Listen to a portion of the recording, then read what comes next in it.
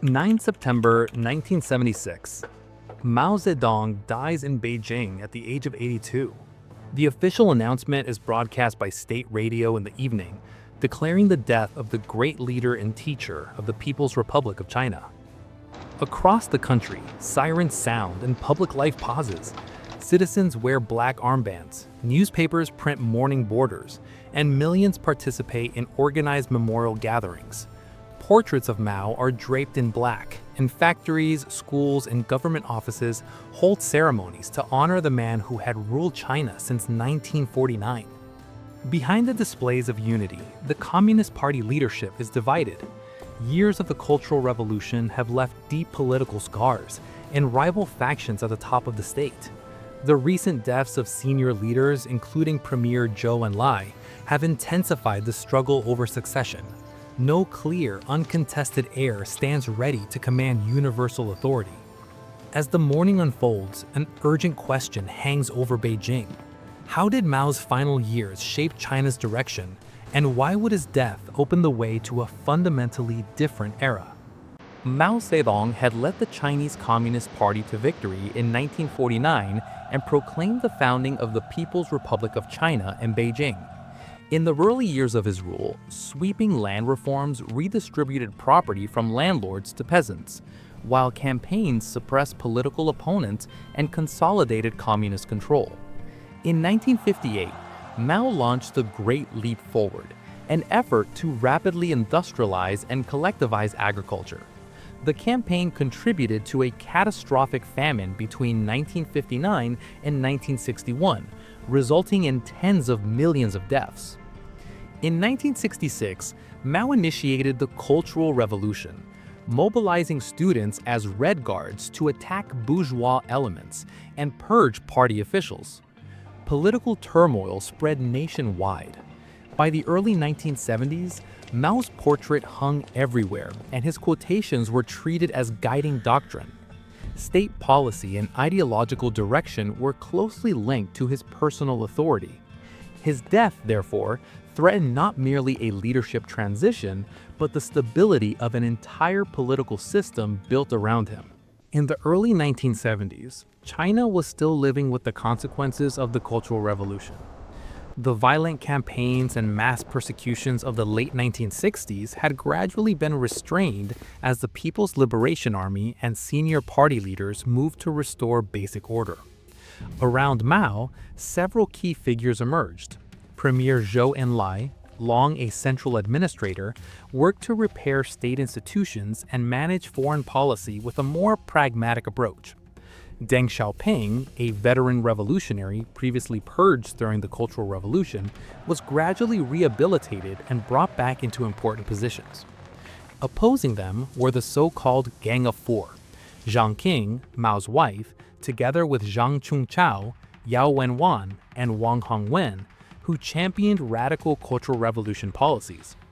The leadership was further unsettled by the Lin Biao incident in 1971, when Lin, once designated as Mao's successor, died in a plane crash after being accused of involvement in a coup plot. By the mid-1970s, the top of the party was sharply divided between radical and pragmatic camps. At the same time, Mao's own health was in steep decline. He suffered from heart and lung disease and a progressive neurological condition that affected his speech and movement. His vision and hearing deteriorated, and he appeared in public far less frequently than before. Meetings became shorter and more difficult, often relying on written notes or intermediaries to convey his views. Since Lin Biao's fall in 1971, Mao had avoided clearly designating a single powerful successor. Attempts to promote figures such as Wang Hongwen to senior posts did not resolve the succession issue or unite the leadership.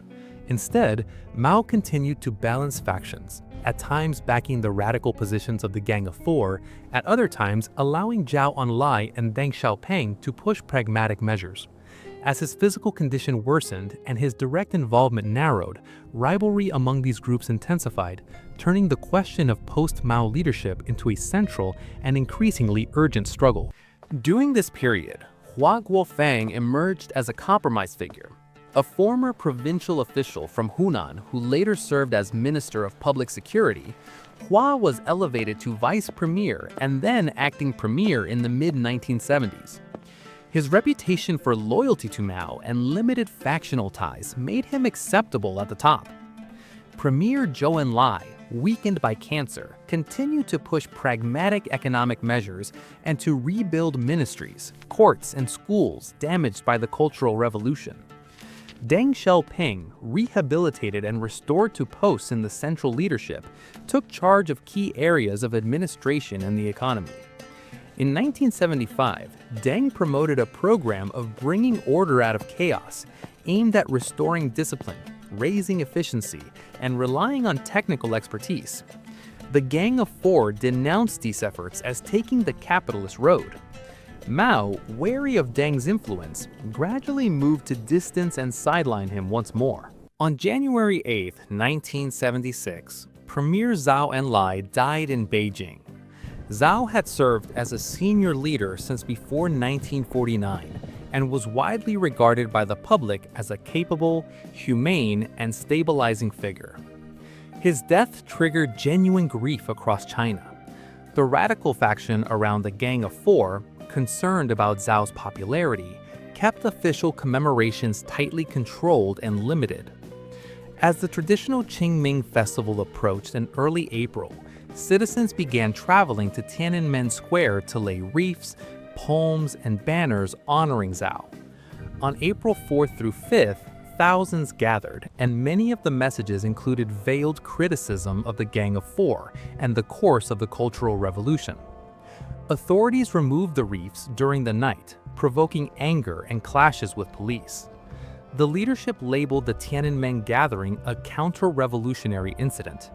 Deng Xiaoping was blamed for encouraging the unrest, stripped of his posts, and placed under virtual house arrest. The Gang of Four gained a temporary political edge, even as public dissatisfaction with radical policies became more visible. By mid-1976, Mao's health had deteriorated severely. He suffered repeated respiratory and heart crises and required constant medical attention. His speech was often difficult to understand, and many routine decisions were increasingly handled by aides and members of the Politburo.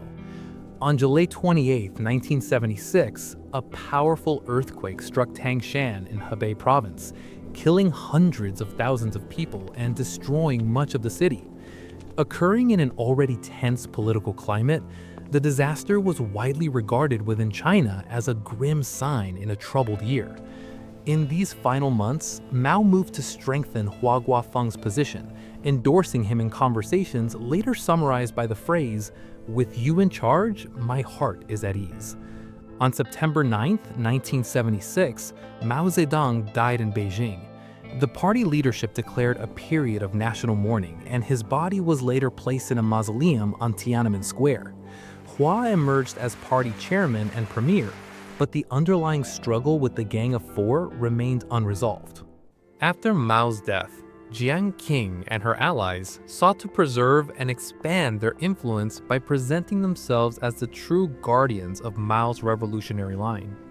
Many senior party and military figures, however, feared that continued radical dominance would prolong instability and hinder recovery from the Cultural Revolution. Within weeks, Hua Guofeng and his supporters, including veteran Marshal Yi Jianyang, moved decisively. On October 6, 1976, security forces in Beijing detained Jiang Qing, Jiang Chungchao, Yao Wenyuan, and Wang Hongwen in a carefully planned operation. The arrests were carried out swiftly and without public violence.